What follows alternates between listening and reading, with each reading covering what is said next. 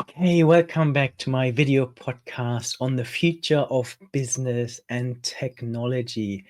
Today's topic is quantum computing and why now is the time to get quantum ready. In 2024, quantum computing crossed a threshold from theoretical possibility to practical reality. And business leaders are now racing to understand what this means for their future. Today, we are joined by Mitra Azizirad from Microsoft to explore why 2025 is being called the year of quantum, and more importantly, what business leaders need to do right now to prepare for this technological revolution. Mitra, welcome to the show. Before we dive into quantum computing, could you tell us a bit more about your role as President and COO of Strategic Missions and Technologies at Microsoft? Well, thank you, Bernard. I am ecstatic to be with you once again, especially to talk about one of my favorite topics of all time. It's a good question about the role. It's an interesting one to explain.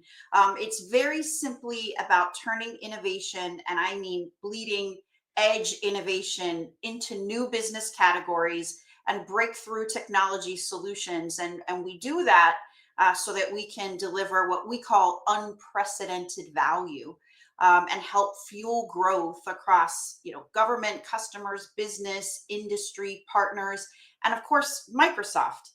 It's important that we look at it across all of those angles. And as you mentioned, we sit in the Strategic Missions and Technologies organization, and our focus is on developing technologies that will help solve, some of the world's, most pressing, really complex problems. And specific to that, there's two core fascinating areas of development for us. One, which you just mentioned, quantum, and another being AI for science. So we're in this very non-traditional, very horizon two, technology space, which I love, full of constant change. It's not for everybody, and amazing breakthroughs. And even with all the trials and tribulations that go hand in hand with being in this kind of an environment, it's really a pretty amazing place to be. Yeah, I said this to you before. There are not many corporate jobs I would be tempted by, but your job is so cool. And if I wasn't doing what I'm doing now, I would love to do that job. Come on board. Yeah. Happy to have you, Bernard. Yeah. Let's get into quantum computing then. We're hearing a lot about reliable quantum computing. Yeah. Can you help our audience understand what this means and why it's such a turning point? Yeah, and it is a turning point. That's the right way to refer to it. Reliable quantum computing. It really represents, what I would think of as this major milestone in the field of Mm, computing, because at its core, it's about the use of logical qubits, and they're designed to be much more stable, much less error prone than the physical qubits used in today's NISQ machines, and that's the noisy intermediate scale quantum, acronym is NISQ machines. And so very simply, the noisier it is, the more error prone it is, and the more error prone it is, the less practical it is for real world applications.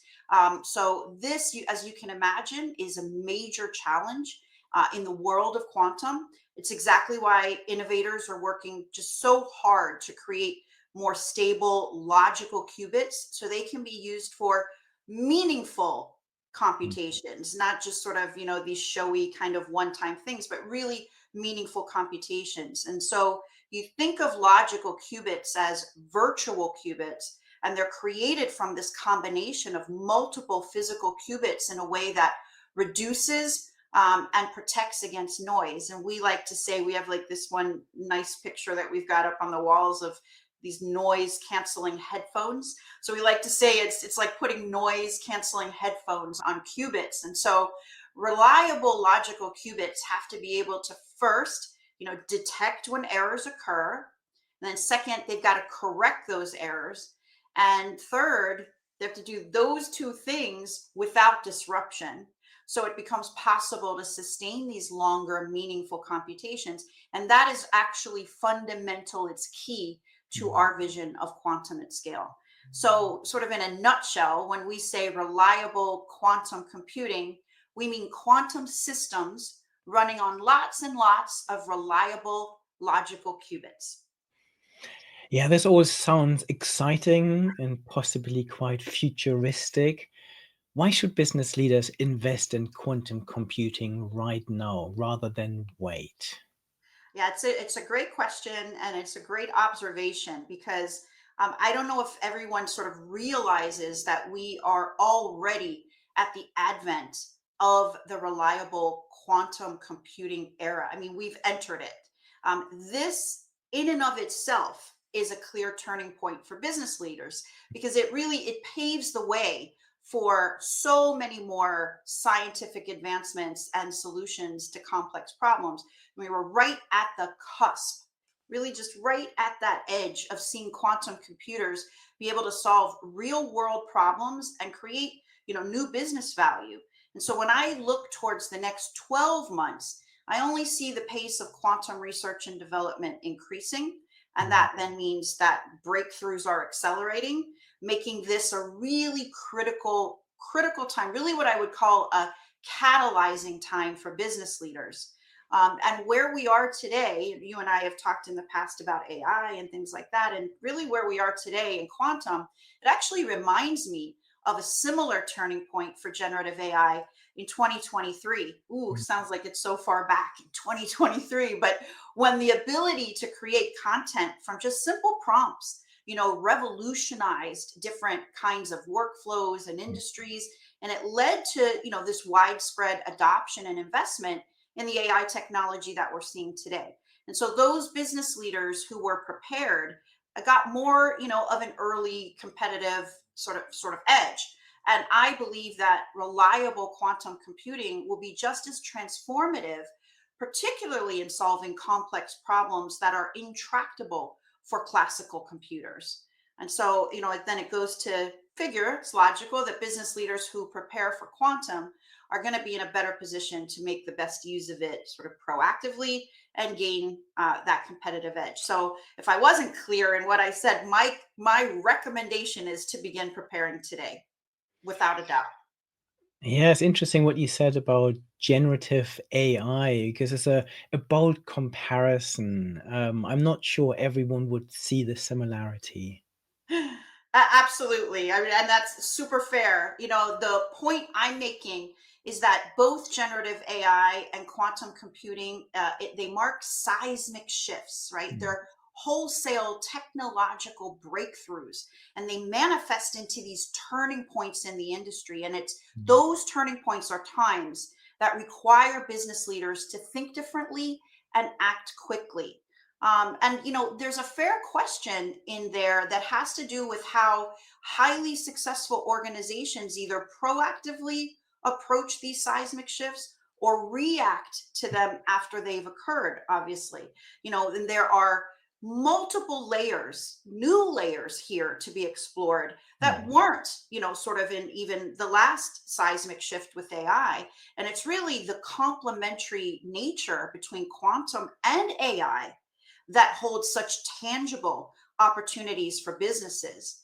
And this layering, it's because the future of computing is hybrid, right? It's not just like waiting for some far off, quantum computer. It's really bringing together quantum, AI, and HPC to leverage each where they'll be the most useful. And I just want to underscore what an important point that is, right? Like, because of this multi-layered approach, business leaders need a holistic kind of end-to-end business strategy that prepares their people, their culture. Culture is so huge in all of this. It is in AI as well. Their workflows and their processes for what comes in the quantum future. So what does that mean in practical terms? Yeah, and so to take that down into, what should someone do, at a business leader perspective, first, I recommend dedicating time and investment in skilling and access, right? And that means educating teams on quantum fundamentals. Give them the opportunity to experiment with resilient quantum computing, writing code, executing on quantum hardware that's available.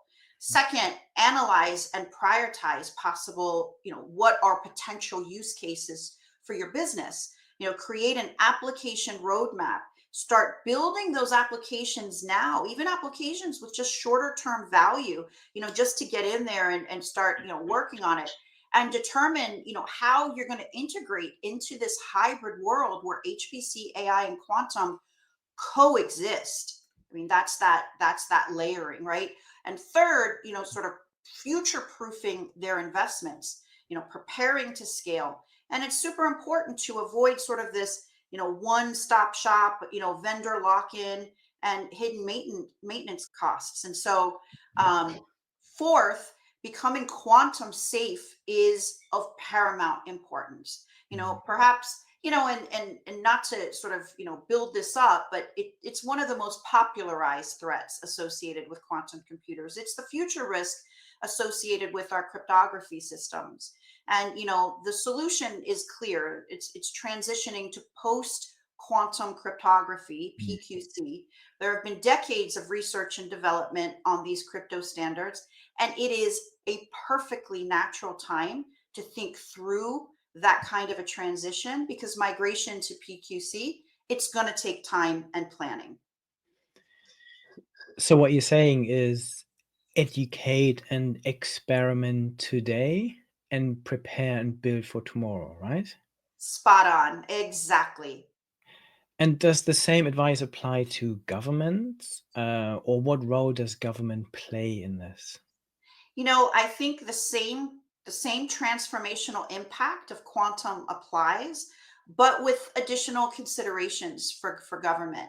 I think for governments, the key considerations are around fostering economic growth and competitiveness, kickstarting innovation and even reshaping sectors of the economy to be first movers. Where are those first movers? We're talking about those early adopters. Clearly there are early mover advantages in areas like IP and skilling up workforces so that we can capitalize on the quantum future, but also doing that in a balanced way while also being fully informed about and staying ahead of the risks, right? So resiliency and preparing for a quantum safe future is vital.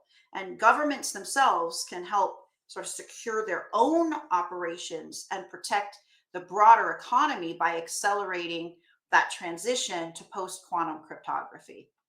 And so, in this notion of supporting responsible computing overall, which is, I think one of the most important topics that governments can work with, with constituents and their communities on, is ensuring quantum has a positive impact on society. That's going to require deep collaboration between governments, business, technology companies, and academic leaders. And since it is more complex because it's this layered approach, and quantum computers will exist along with classical computing and AI, Mhm. it's going to require all of us really to look at how we jointly define a responsible computing approach that prioritizes responsible use as a core principle, that really surrounds the development and deployment of these technologies. Yeah, I couldn't agree more. As I listen to your recommendations, though, and think about business leaders and government, I can't help but feel like we're asking a lot of them. If I put myself in the shoes of the person who needs to decide whether or not to invest, I would want to be very clear about the value quantum computing is going to deliver for my organization. Yeah, and it is a lot actually. It's a super spot on observation, Bernard, because with any innovation, it's important to also separate the hype, from real opportunities. And this is an area really rife for that. It's very important to remember that quantum computers are not going to solve every issue. It's not some magical panacea, right? Quantum really excels at smaller data problems that require high processing power. And AI, on the other hand, is perfect for large, data problems and where speed to solution is critical. So AI can help formulate the complex problems that quantum computers could help solve. So we can use quantum as a critical source of new training data for AI models. And so I think you can see this pattern of what I'm doing is continually underscoring this sort of layered and Mm. hybrid integration of quantum with HPC and AI as core to being able to unlock those meaningful solutions and therefore the value for the organization. So it is this continuum of computing power that helps accelerate innovation. It's not just this one pill that somebody's going to take. It's the quantum pill and it makes everything work better.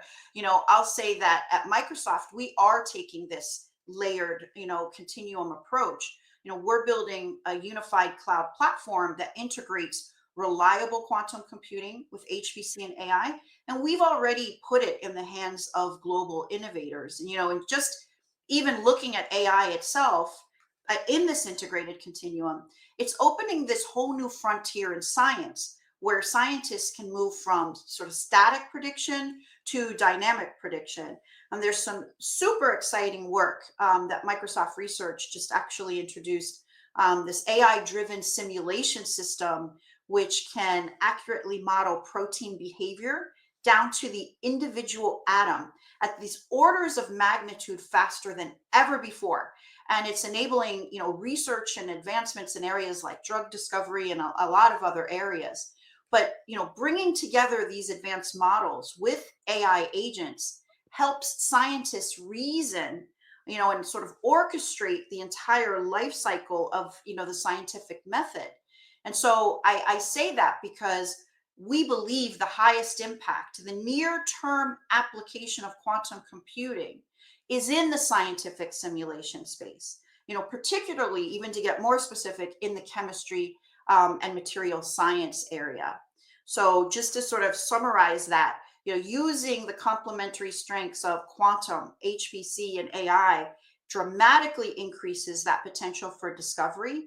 And it's already helped our customers make some really cool advances across a wide variety of chemistry and materials scenarios. And with, the important part of this is with scale, speed, and accuracy. Just want to really underline accuracy as being so critical to that.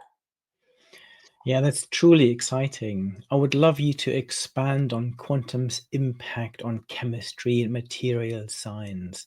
What are some of the exciting real-world applications in these areas? Yeah, it's a great question because it's actually an expansive space. 96% of all manufactured goods rely on chemicals and material science. So that's not some vision for the future. We've already been working closely with leaders across chemicals and manufacturing, life sciences, energy, around the creation of new materials. And I mean materials that have never existed before, and doing it sort of in record time, designing better batteries, drug discovery, things that I've mentioned here before. So whether it's creating better and more efficient electric vehicles or finding and creating materials that can last long enough to be useful, but yet biodegrade quickly afterwards, Mm. it's a real issue for society, or discovering more effective drugs, targeted drugs and therapeutics, and just like a slew of other use cases in areas like sustainability, clean water, packaging, food, that could go on. All these scenarios depend on discoveries in the chemistry and materials domain. And these discoveries obviously generate business value for those organizations prepared and focused on them. I'll share that, this past year, our teams ran an end-to-end chemistry workflow that again combined that magical HPC, AI, and quantum, and invented a quantum algorithm for a catalyst problem and ran it on logical qubits. We measured the data, and as I said before, can be used to train an AI model. And we were able to solve that problem very quickly with a high degree of accuracy. And so that's evident, that's evidence, that's work that demonstrates the usefulness, and is an example of how the integration across these three areas, with logical qubits, solves scientific problems. So I think, and we think at Microsoft, chemistry and material science has got it going on. Yeah, that's truly inspiring, and hopefully our audience finds the case for quantum as compelling as I do. And for those who are convinced, what can they do today to start their journey? Well, I'm glad you're convinced, and I hope that some others become convinced today as well, because it is a journey, as you say. We absolutely recognize the growing need for business leaders to have the information and the tools to understand the depth of these technological breakthroughs and the business value that they enable. We're already seeing leaders across companies, like think of investment funds and even governments across the world. You see it in the news a lot. They're making initial investments in quantum computing. So leaders who've started planning a quantum ready strategy, we like to call that a quantum ready strategy, are already starting to create, sort of that competitive differentiation in their orgs. But as you say, it's not easy. And in our discussions with a lot of decision makers, especially as of late, I would say like in the last 6 months, while we're seeing that there's a clear understanding that quantum is critical, we're hearing that it's a critical strategic investment for them, telling us that a knowledge gap exists. And it's sort of between this theoretical, what are quantum computing's core principles, and then what can we bridge over into what its practical applications can be. And so there was this recent study that I found very interesting on quantum readiness, and it reported that only 12% of the business decision makers who were surveyed, said that their organizations were prepared for the opportunities and the risks, associated with quantum computing. And I don't know if I should say only, because 12% is actually not bad for something, at this point. But in terms of us saying, hey, we're already in this era at this advent, you would want to see those numbers obviously be higher than 12% if people are going to get in front of this.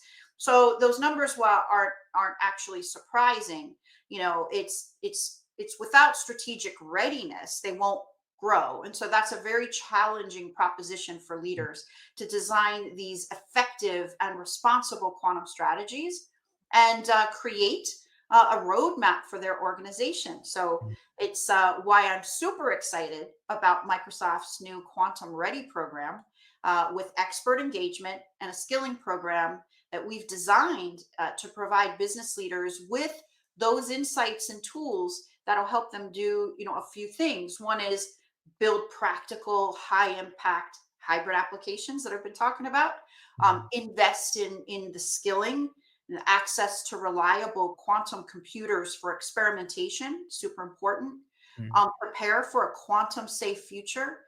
Focus on that cryptographic agility. As I said, it's the time to begin thinking through what a transition in that space will look like, and prepare for true scale, right? This isn't something that sits, I talk about proof of concept purgatory.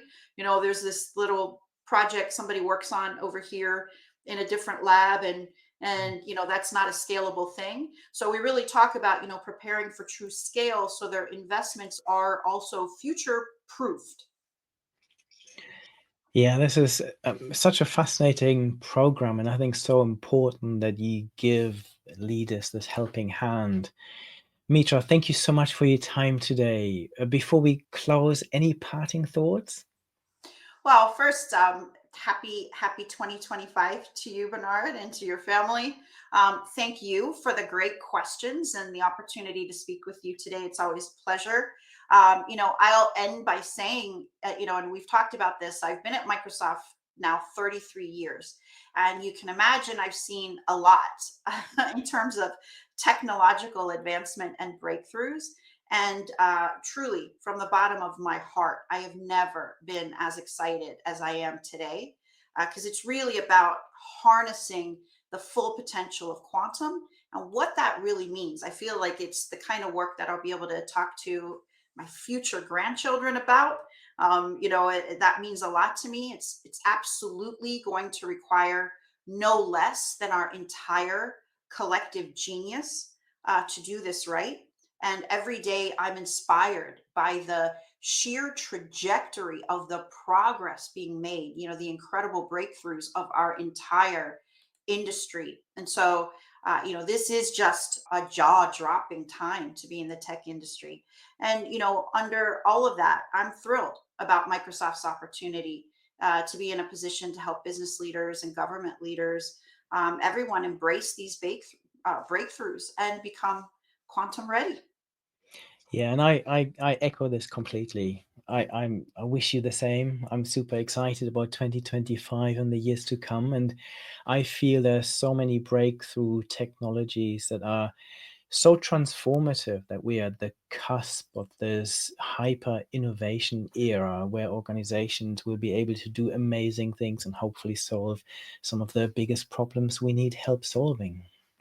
Perfectly said. Perfectly said, Bernard. Thank you.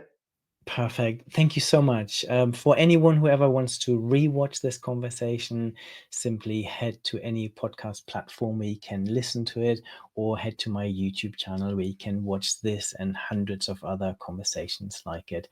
Thank you, Mitra. Thank you. Thank you, Bernard.